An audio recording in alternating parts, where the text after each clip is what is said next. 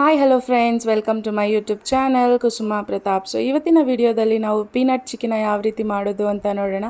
ಮೊದಲಿಗೆ ಸ್ಟವ್ ಮೇಲೆ ಒಂದು ಕಡಾಯಿ ಇಟ್ಟು ಅದಕ್ಕೆ 1 ಕಪ್ ಆಗೋ ಕಡಲೆ ಬೀಜನ ಹಾಕ್ಕೊಂಡು ಚೆನ್ನಾಗಿ ಹುರ್ಕೋಬೇಕಾಗುತ್ತೆ. ಸೊ ಕಡಲೆ ಬೀಜನ ಚೆನ್ನಾಗಿ ಹುರಿದಿದ್ದಾದ್ಮೇಲೆ ನಾವು ಅದನ್ನು ಸೈಡ್ಗೆ ಎತ್ತಿಟ್ಕೊಂಡು ಕಡಲೆ ಬೀಜದ ಹೊಟ್ಟೆಲ್ಲ ತೆಗೆದು ಸೈಡ್ಗೆ ಎತ್ತಿಟ್ಕೊಳ್ಳಿ. ಅದಾದಮೇಲೆ ಅದೇ ಕಡಾಯಿಗೆ ನಾವು ಯಾವ ಕಪ್ಪಲ್ಲಿ ಕಡಲೆ ಬೀಜ ತೊಗೊಂಡಿರ್ತೀವಿ ಅದೇ ಕಪ್ಪಲ್ಲಿ 1 ಕಪ್ ಬೆಲ್ಲ ತೊಗೊಂಡು ಅದಕ್ಕೆ 1 ಗ್ಲಾಸ್ ಆಗೋಷ್ಟು ವಾಟರ್ನ ಹಾಕಿ ಚೆನ್ನಾಗಿ ಮಿಕ್ಸ್ ಮಾಡಿ ಬೆಲ್ಲ ಎಲ್ಲ ಕರಗೋ ರೀತಿ ಬೆಲ್ಲ ಕರಗಿ ಬಬಲ್ಸ್ ಬರೋಕ್ಕೆ ಸ್ಟಾರ್ಟ್ ಆಗ್ತಿರುತ್ತೆ. ಬಬಲ್ಸ್ ಬರ್ತಾ ಇದೆ ಅಂದರೆ ಪಾಕ ಬರೋದಕ್ಕೆ ರೆಡಿ ಆಗ್ತಿದೆ ಅಂತ ಅರ್ಥ. ಸೊ ಆ ಟೈಮಲ್ಲಿ ನಾವು 2ರಿಂದ 3 ಏಲಕ್ಕಿನ ಜಜ್ಜಿ ಹಾಕೋಬೇಕಾಗತ್ತೆ. ಅದಾದಮೇಲೆ ನಾನಿಲ್ಲಿ 2ರಿಂದ 3 ಟೇಬಲ್ ಸ್ಪೂನ್ ಆಗುವಷ್ಟು ತುಪ್ಪನ ಯೂಸ್ ಮಾಡ್ತಾ ಇದ್ದೀನಿ. ಸೊ ತುಪ್ಪನ ಯೂಸ್ ಮಾಡಿ ಒಳ್ಳೆ ಮಿಕ್ಸ್ ಕೊಟ್ಟು ಒಂದು 2 ನಿಮಿಷ ಅದನ್ನು ಮತ್ತೆ ಕುದಿಯೋಕ್ಕೆ ಬಿಡ್ತಾ ಇದ್ದೀನಿ.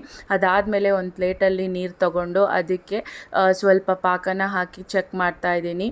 ಸೊ ಇಲ್ಲಿ ಉಂಡೆ ಥರ ಬಂದು ಅದನ್ನು ನಾವು ಪ್ಲೇಟ್ಗೆ ಹಾಕಿದ್ರೆ ಟಣ್ ಅಂತ ಸೌಂಡ್ ಬರಬೇಕು. ಸೊ ಆ ಟೈಮಲ್ಲಿ ನಾವು ಇದಕ್ಕೆ ಮುಂಚೆ ಹುರಿದು ಎತ್ತಿಟ್ಕೊಂಡಿರೋ ಅಂಥ ಕಡಲೆ ಬೀಜನ ಹಾಕಿ ಒಂದೊಳ್ಳೆ ಮಿಕ್ಸ್ ಕೊಡಬೇಕು.